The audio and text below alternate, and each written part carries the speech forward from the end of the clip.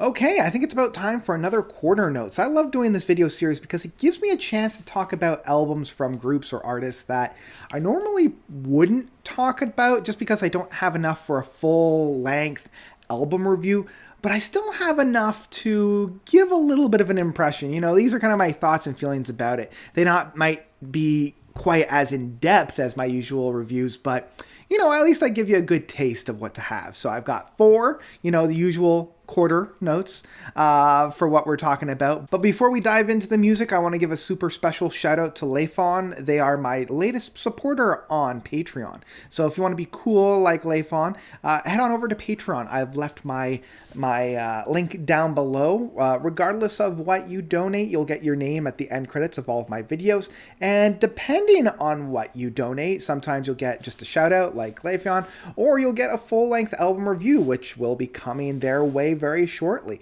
So yeah, just wanted to give a good shout out for that. I always appreciate when I get a new supporter.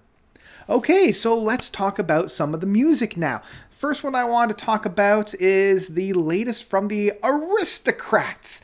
And the Aristocrats is being billed a little bit, for those who don't know, as a little bit of a supergroup. You know, you've got two of my all-time favorite musicians working currently. You have Guthrie Govan on guitars, as well as Marco Miniman on drums, both of which helped shape Steven Wilson's two albums, The Raven That Refused to Sing, as well as Hand Cannot Erase, and essentially elevated those two albums. And helping these two boys out is Brian Beller on the bass, and Brian does a pretty good, serviceable job of keeping up with these two Mad Hatters within their time. And all of the tracks on here are instrumental, and this is their fifth studio album after You Know What back in 2019. You would think that a band such as the Aristocrats would immediately grab my attention, and I would immediately gobble up all of their works. I mean, I still do, but you would think I would do so with a little bit more gusto, a little bit more enthusiasm. But I've always been relatively lukewarm with a lot of their albums. You know, I feel like without the structure and without the orchestration or the compositions framing a lot of these great ideas, they're just kind of left on the table without any refinement. And that's kind of what we've got for this one with the Aristocrats with Prima's Chamber Orchestra.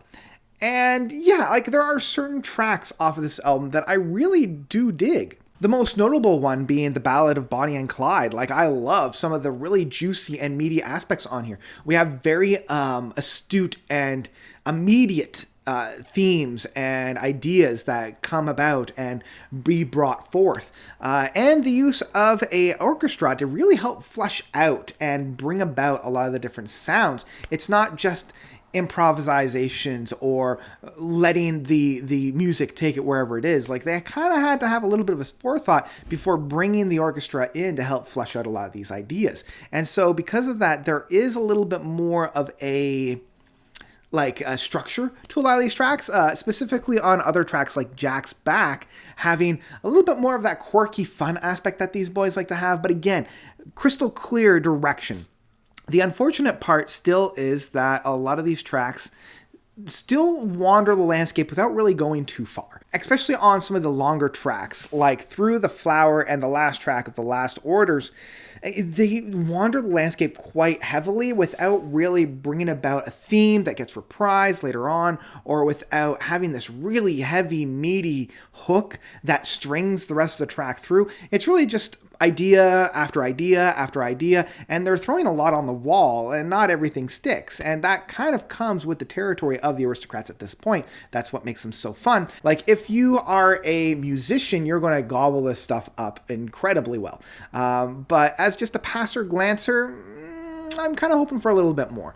So yeah, that's kind of where I'm at for this one. It's probably my favorite of theirs up to this point. At least there's like the Ballad of Bonnie and Clyde, where there's like some really juicy and really meaty aspects on there, but there's not quite enough for me to come back all that often. This one's probably getting like a download. This is one that I would download and have on my computer, but that's probably about it. There you go. That's what I've got for the Aristocrats with the Primus Chambers Orchestra. Let's move on to the next one. Starlight and Ash by Oceans of Slumber. So, Oceans of Slumber is an American progressive metal band and has such a very interesting kind of back catalog. And this is the first one from them that I've actually listened to. They got their start with Ethereal back in 2013, followed it up with Winter in 2016, Banished Heart 2018, and their self-titled one back in 2020. And as I mentioned, this is their first album of theirs that I've listened to. And the thing that really caught me right from the beginning was their vocalist of Cammie Gilbert. Right at the beginning, I gravitated to her vocals immediately. It reminds me of an indie artist by the name of LP that my partner loves to listen to, and really got into her stuff within the lockdown. And it's got this very rootsy, almost bluegrass style of singing to it. Like, it's very full bodied, it's very flushed out. Love how deep and somber her voice can be with this very bombastic, very symphonic metal prog music that's kind of found around it. Love how big a lot of these tracks are. The only drawback, and it's a caveat that I have for a lot of these tracks, there's 11 tracks over just under 50 minutes, which means all these tracks are punchy, quick, and kind of done before I really get a general taste in my mouth for what I'm really hoping for. The same can be said for the last handful of Camelot albums, and I'm getting that same kind of gothic atmosphere on this album. We've got that really dark, menacing gothic architecture on this that creates the bones a lot of these tracks, with Cammie's vocals being that, operatic singer that's being helmed in this, Phantom of the Opera-esque style. And unfortunately, there wasn't a whole lot of really meaty things that I wanted to come back to. Again, a lot of that has to do with the runtime of a lot of these tracks. No track is more than 6 minutes long.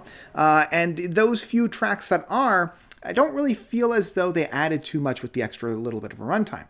But that's just my own personal, wants and desires when it comes to music. I love a chunkier, longer stretch of music. You still have a lot of very haunting moments on here, specifically on individual tracks of The Hanging Tree, which is very, very dark. And even the first track of The Water Rising, it paints such a beautiful and artistic and vivid picture within this presentation. But yeah, it didn't really grab me as much as I was hoping for, especially with a lot of the recommendations that I've had within the prog sphere.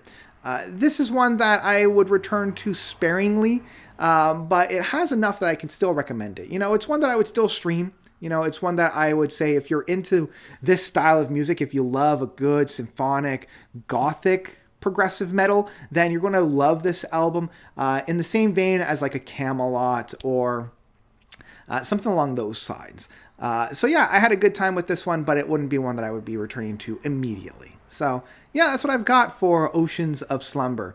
Let's move on to the next one. Hostile Architecture by Ashenspire. And I want to give a shout out to Mark from Spectrum Pulse for bringing this album to my attention. He knows my tastes.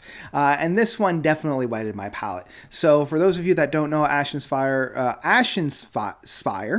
I'll get it eventually, is a extreme metal band from Glasgow, Scotland, and man, these guys hit hard. If you took kind of the raging poeticness of Fish from Marillion and infused it with the expression of gospel, this past year from The Loser, you essentially get what you have on here. I'm even getting flavors of Slice the Cake on here, a lot of that yelling, screaming verse style rather than straight up singing, and with so much different inflections, especially within the Scottish presentation and I guess framework on here.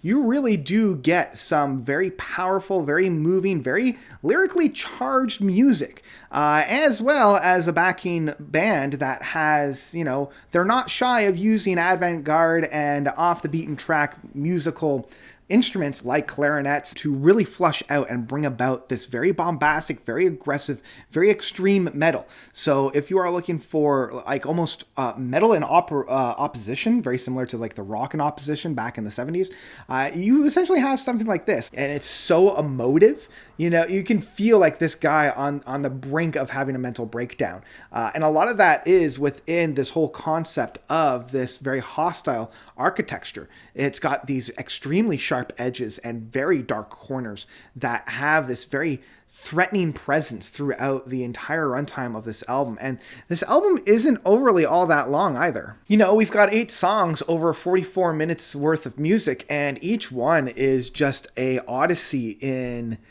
like experience in that sense. Like the thing that I particularly love about this one is a lot of the things that I loved about Slice the Cake and Gospel in being so aggressive, but a little bit more so in not being afraid to try different instruments. Like there will be moments where I'm like, wow, that's a clarinet on a extreme tech death metal, very black metal presentation of music. Like you would think that with a clarinet that has more of like a very heavenly, happy sound would feel very out of place on a lot of these tracks, but really it folds in extremely, extremely well. Tracks on here like the opener of Law of Asbestos has such a poignant poetry about it, having this whole like hostile architecture with asbestos being in the walls, this inheritance that you have, this hostile environment that you have to placate to or find yourself without a home. Very astute and very like thoughtful, especially coming from a Scottish context and a Scottish framework in that sense. But it's those smaller tracks on here like Palimpsest, Tragic Heroine, and How the Mighty Have Vision. Man, they really pack a whole lot in a short period of time. If you're a fan of this style of music, if you're a fan of the extreme black metal, like, as I mentioned, Gospel or Slice the Cake, you're really going to get a kick out of this one, and I urge you to go and check it out. I've been having a ball with this one. This one absolutely gets a download for me. I think that you should really check it out and, you know, have a really good listen to it. You know, it's got a lot here and a lot of different layers. You know, it's very, very compact in that sense. So yeah, go and check it out. Hostile Architecture. Thank you again, Mark, for recommending it to me. Absolute blast with that one. All right, the final one that I want to talk about is one that I was also recommended by an up-and-comer of Rhyme Signatures. You should go and check them out. I've left their channel linked up here to go and show some love and support. We have a lot of overlapping tastes, and one of them just happens to be the Bluey album, of all things. You know, they recommended it to me about a half month ago, and I have been hooked. Like, I've heard of Bluey, and it's the children's cartoon. And I've got a lot of friends who have small kids, and they are raving about this show, saying you gotta watch it. I am more excited of it than my kids are. And I listened to the album, and holy geez, you know, I keep forgetting how good children's media is. You know, like the Bluey album is just so, like, they've distilled the innocence and optimism of being a child, you know. And maybe I had a very singular childhood growing up, but like I remember having so many fun afternoons of just playing around and not having a care in the world, being very optimistic about life, being very like innocent, and you know, the stars were in my eyes, and I mean, I could just look at a blue sky and just bask in the wonder of it, you know. Like, it was just like, oh my gosh, the world is so beautiful and so great, you know. And this album really kind of solidifies what that is like being this wonderment of a child. And my favorite track by far is the track of Pool. Man, what can I say about this? It has so many different layers to it. I almost feel like this was what Pink Floyd was trying to do with their first 2 albums, with tracks like Gnome and See Emily Play and Arnold Lane and It Would Be So Nice. Like, this whole Relics era of Pink Floyd distilled into this like childlike soundtrack for a pool party. It's underwater themed. It has a lot of different like symphonic aspects to it that I can't help but drift away by just the sheer layers and beauties of it all. I get carried away whenever I listen to this track of Pool. And a lot of this has to do with the main writer of Joff Blush. Joff does an amazing job of distilling that whole concept of childhood and wonder into these, 1 to 3 minute tracks. I had a blast with all these tracks. This was really the soundtrack of the summer for me, especially late summer as we're coming closer and closer into the fall and autumn season. Just this like childlike wonder that I couldn't help but love. I highly recommend checking it out. It provides the perfect background music for whatever you're doing, and it provides a little bit more of a pep in your step. So this is like my little side recommendation, like go and check it out. I think you might have a blast with that. And I had a great time with it, and I still have a great time with it. Yeah, that's what I've got. Those are my 4 albums.